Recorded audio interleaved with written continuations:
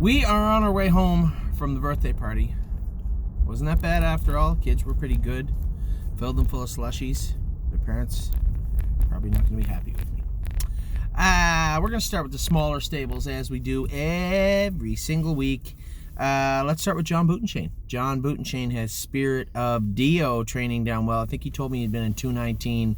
She's on track maybe to be ready for May 1st, whereas the other two horses will be ready at the end of the month, it sounds like, with Doug. He's done a great job training them down also. We'll get to him in a minute. Next we Blair with Heavenly Skies. I believe Blair sold Heavenly Skies. He told me he got $10,000 US for Heavenly Skies. Probably fair, I guess.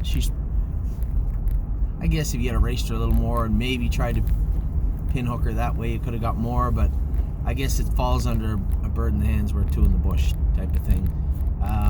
So Heavenly Skies was sold. Blair just thought she was too immature, too big, and it was going to take too long to really find her full potential. And really, at the stable, we have to draw that line sometimes too, right? That do we see definite improvement down the road? Is it a likelihood or a possibility? Right here, honey. 401 East, turn left right here. So I think it just came down to time, right? So Blair decided that it was maybe time to pull the plug on her.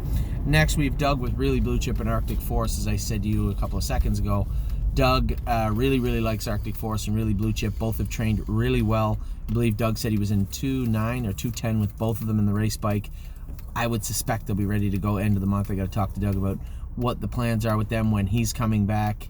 Really Blue Chip she might have one start after a qualifier and then head to, don't quote me on this, I think her first stake race is in Yonkers. So I'm going to have to spend the next week figuring out exactly what we're doing. We have the potential to send somebody to Pennsylvania, maybe. But I think I have a plan set in place. So Yonkers Raceway will be first stake race for, I believe, for Really Blue Chip, and Arctic Force will be coming back. Now, I'll be completely upfront with everybody. Arctic Force, I don't want to race at Monticello, Batavia, Buffalo, and no disrespect to those tracks, but this is a big colt, and I think he's got a pretty decent future in front of him. We got him paid into some stakes. If the first one's in Yonkers, then great. I don't know when the first one is for Arctic Force. There's no need emailing me. I'm going to look as soon as I'm done my video. We just want to manage him properly, I think. And again, Doug loves this colt and thinks he's got all the potential in the world. We already know he can pace fast. We already know he has a good attitude. We already know he has a good gait. So let's make sure we make the best of that with Arctic Force this year. You've heard me say this with Brush Cut and with Bottle of Red.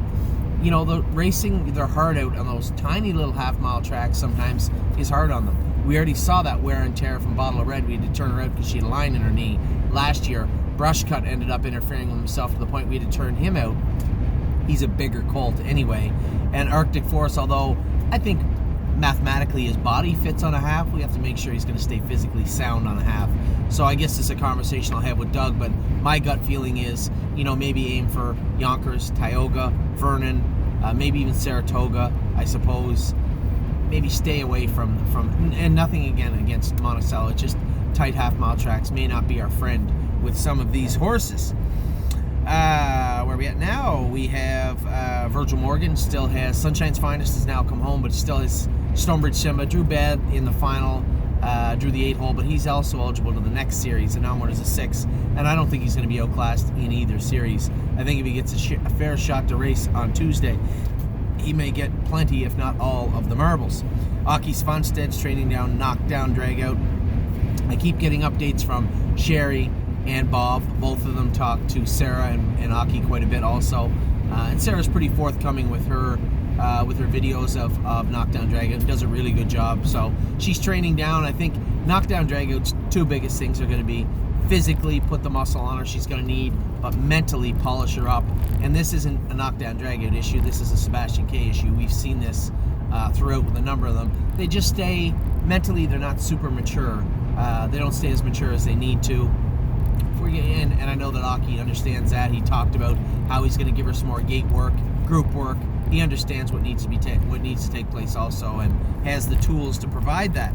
And then Richard, now Brave World's going to be off till April. I thought it was a little bit of a long turnaround for him, but you know what? He's a good horse. He's I believe he beat the Preferred.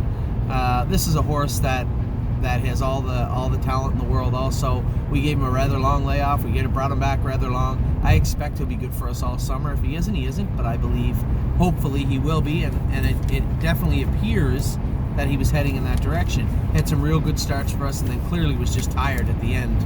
But he'll be back first part of April.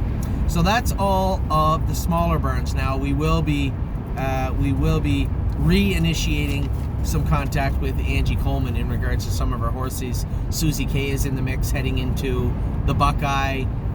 She is paid into the Hackett, but I don't know. I guess we'll see how she races on Tuesday. I like the way she schooled the other day. Let's see how she races on Tuesday. And then I'll Play It Alone again. He was in the works to go out there, and then we changed his shoes, and he schooled great on Thursday as well. And then I'm thinking the Meadows for I'll Play It Alone. I'm gonna pay him into that stake race, I believe, on the Pacer side, like the Trotters are going for. He might be overworked. If he is, then we'll just take him out of there and race him in the Nommers of 2. I think there's a spot for I'll Play It Alone, and also Maintenance Man. You know, all things considered, call a spade a spade. He did race okay the other night. 5th, paced 54 and a piece, I believe, last quarter in 28, and really that was almost a month charted line to charted line. So and that was as sound as I've seen him. So Harry and Nellie have done a great job with Maintenance Man. I think Illinois would be a fantastic fit for this horse, especially after he raced the other night. Now the only kicker is Angie's not home until the 22nd, so I believe probably what we'll do is we'll race him back in that class on Thursday. Again, aim for a check, maybe a little better if we can, and then a little better than 5th, and then we'll go from there. But I would suspect there'll be a great spot for Maintenance Man in Illinois with Angie Coleman. So that's all the smaller burns. I'll be back in a second. We still got Mario, Harry, Kevin, and Jason's burn.